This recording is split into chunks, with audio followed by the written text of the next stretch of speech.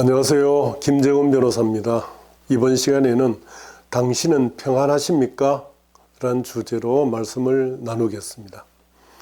제가 8년 전에 성령으로 거듭난 후 가장 저에게 크게 와닿고 가장 기뻤던 변화는 마음의 평안이었습니다. 오랜 세월 내 어깨를 짓눌러왔던 거대한 짐이 갑자기 사라지고 내 몸이 깃털처럼 가벼워졌습니다. 내 마음속을 오랫동안 핥히고 상처 주었던 모든 걱정, 근심, 염려, 불안이 사라지고 내 마음속에 어떤 순백의 어떤 고요가 자리 잡았습니다.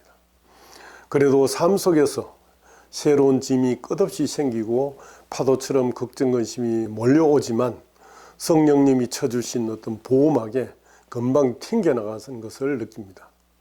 그러니 걱정, 근심, 염려, 불안, 삶의 짐들이 절대 내 속에 뱀처럼 따리를 털 수 없죠. 그러나 성령님이 찾아오시기 이전의 제 삶에는 평안이 없었습니다.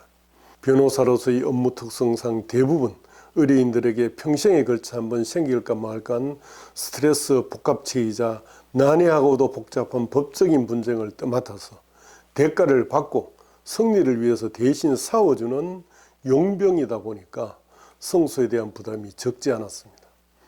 그래서 의뢰인에게 쉽사리 감정이입이 되기도 합니다.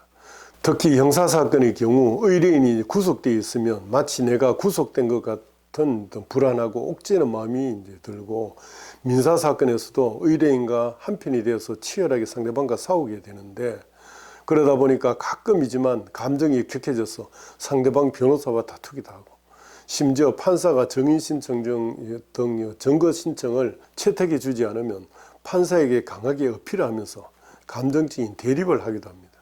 그런 때에는 재판에 들어가는 것 자체가 엄청난 스트레스가 되는 등 심적 부담감은 말로 표현하기 어렵죠. 또 까다로운 의뢰인을 다루는 과정에서 진이 다 빠지고 패소한 경우에 스트레스를 심하게 받기도 합니다. 그리고 의뢰인과 사이에 다툼이 생기기도 하는 등 이 감정 노동자가 되어서 정신적으로 피폐해지기도 합니다. 의뢰인의 전화만 와도 가슴이 덜컥 내려앉고 어떻게든 전화를 피하려고 했습니다. 그러나 피한다고 해결되는 것이 절대 아니었습니다. 그로 인해서 의뢰인과 사이가 틀어져서 더 큰 스트레스를 또 받아야 했고, 이런 수많은 스트레스와 다툼의 배후에는 끊임없이 이간질하고 싸움을 유도하는 사탄의 작용도 있었죠.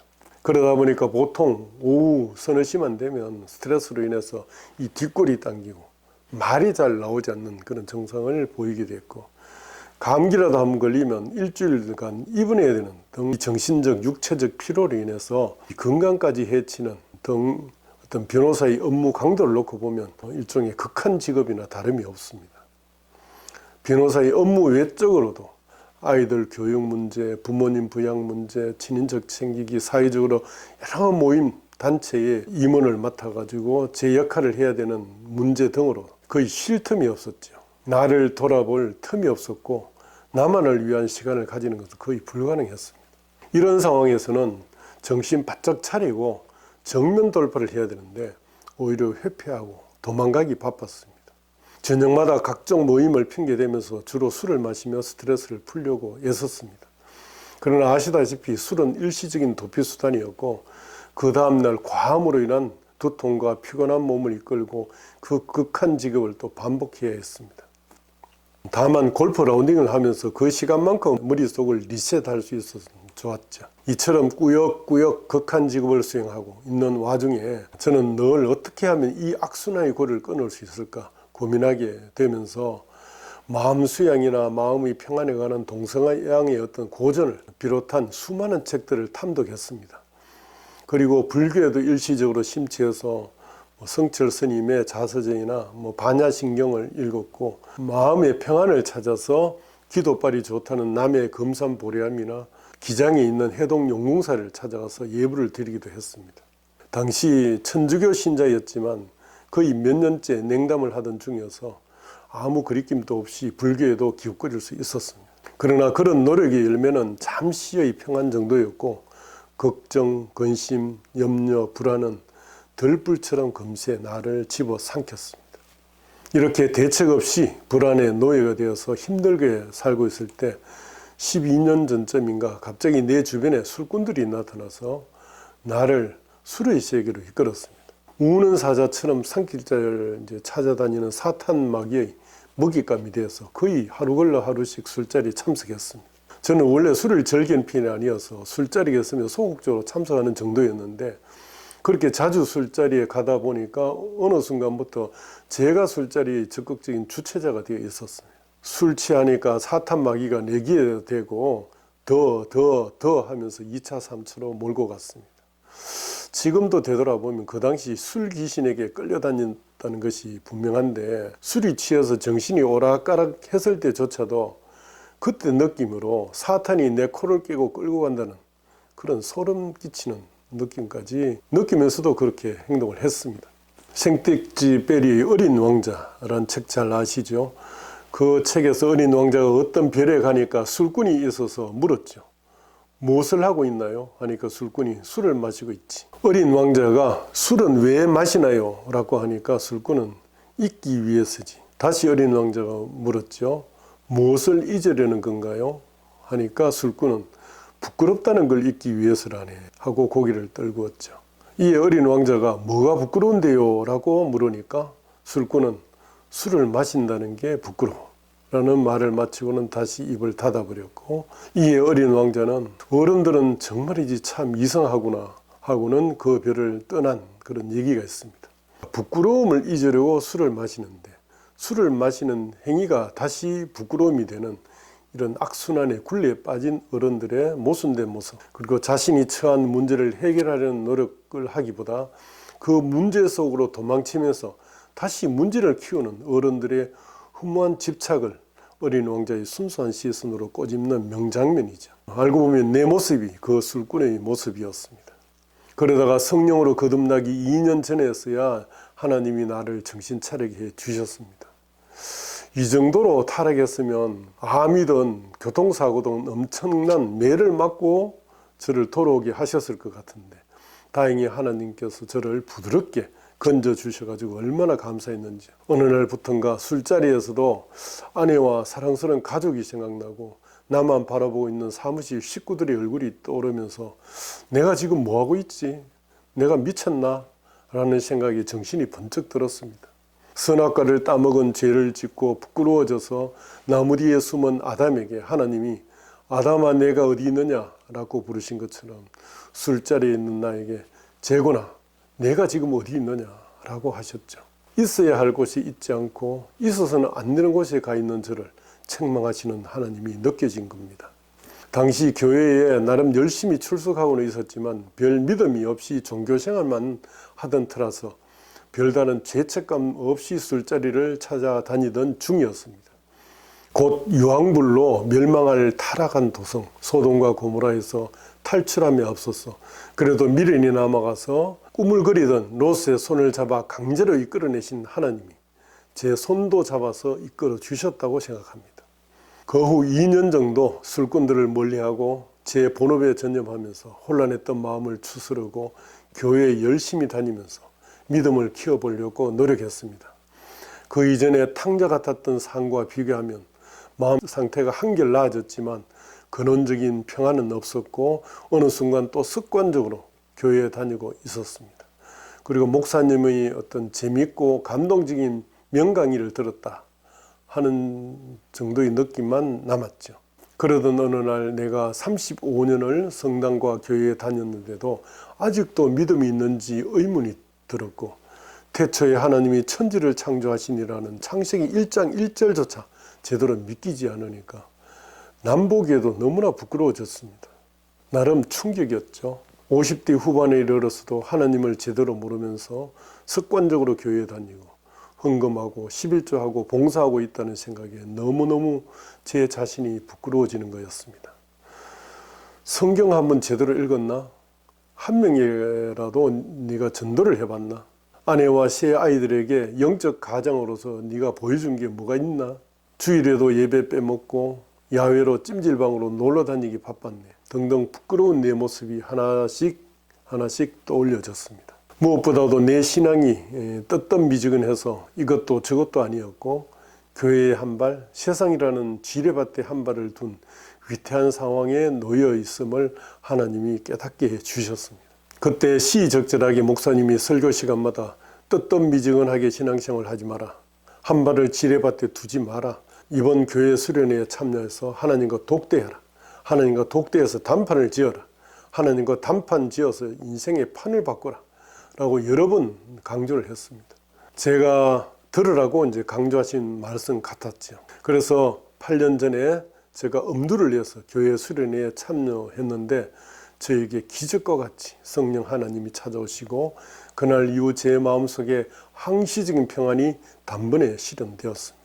35년을 무지개나 파랑새 찾듯이 찾아 헤매던 제게 마음의 평안이 확 들어와 자리 잡았고 지금까지도 그 평안이 깨뜨리지 않고 있습니다.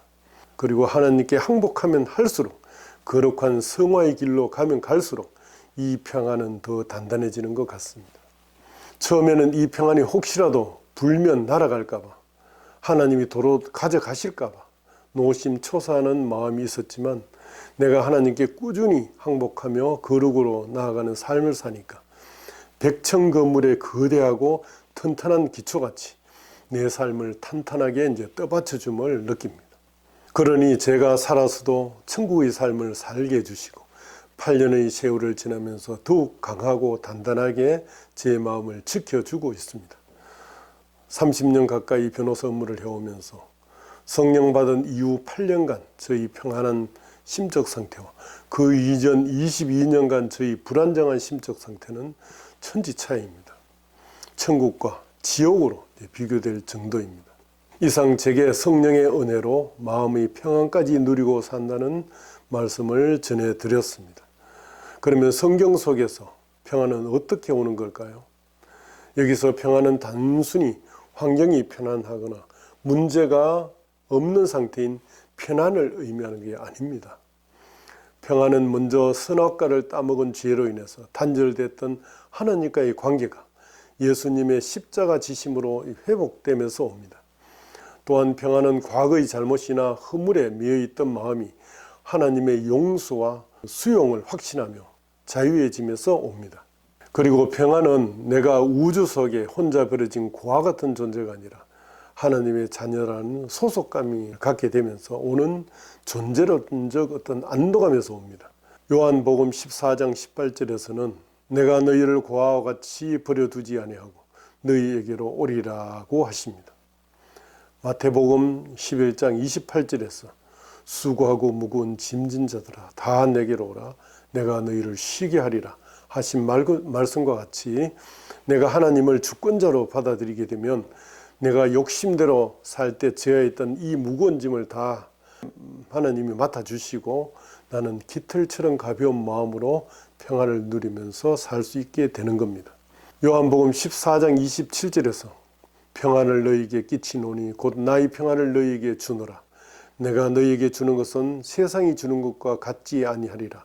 너희는 마음에 근심하지도 말고 두려워하지도 말라고 하여 하나님이 평안을 주시니 근심하거나 두려워하지 말라고 하십니다.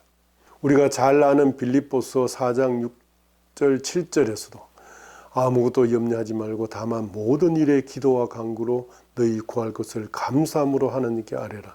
그래야면 모든 지각이 뛰어난 하나님의 평강이 그리스도 예수 안에서 너희 마음과 생각을 지키시리라 라고 해서 우리가 불안과 염려 속에 있을 때 어떻게 대응해야 하는지를 가르쳐 줍니다. 염려가 찾아올 때 우리 삶의 모든 문제를 하나님께 맡기고 하나님이 선하게 인도하실 것을 믿으며 미리 감사함으로 기도하면 우리가 도무지 이해할 수 없는 방식과 깊이로 하나님께서 우리에게 평안을 주셔서 부정적인 생각이나 불안이 우리를 장악하지 못하도록 우리 내면을 지켜주신다는 뜻입니다. 한편 성령으로 거듭난 사람의 평안은 상황에 지배를 받지 않는 초월성을 가집니다. 성령 세례를 통해서 삶의 주권을 하나님께 맡기게 되면 하나님이 나의 모든 문제를 가져가 책임지시니까 평안할 수밖에 없고 진정한 심령의 휴식이 찾아오는 거죠. 폭풍과 거센 파도 속에서도 배 밑바닥에서 깊이 잠드신 예수님처럼 외부의 고난이나 역경이 닥쳐도 영혼의 깊은 중심은 흔들리지 않는 상태를 유지합니다. 나아가 인간의 이성으로는 불안해해야 마땅한 상황임에도 불구하고 신기할 정도로 마음이 차분해지는 경우, 즉 이성을 뛰어넘는 평안을 경험하게 됩니다. 제가 문제 앞에 놀라고 당황해하는 가족들에게 자주 하는 말이 있는데, 내 옆에 폭탄이 터져도 나는 미동도 하지 않을 것 같다라는 말입니다. 실제 가까운 누가 큰 사고를 당했다, 중병에 걸렸다, 돌아가셨다 하는 깜짝 놀랄 만한 소식이 들려도 그저 담담하게 그래 하고 마는 정도입니다. 옛날처럼 놀래거나 가슴이 두근대거나 불안 염려에 사로잡히거나 불면의 밤을 보내는 일은 거의 일어나지 않습니다. 어떤 심각한 일이 있어도 머리를 침대에 눕히고 거의 5분이면 잠이 골아 떨어집니다.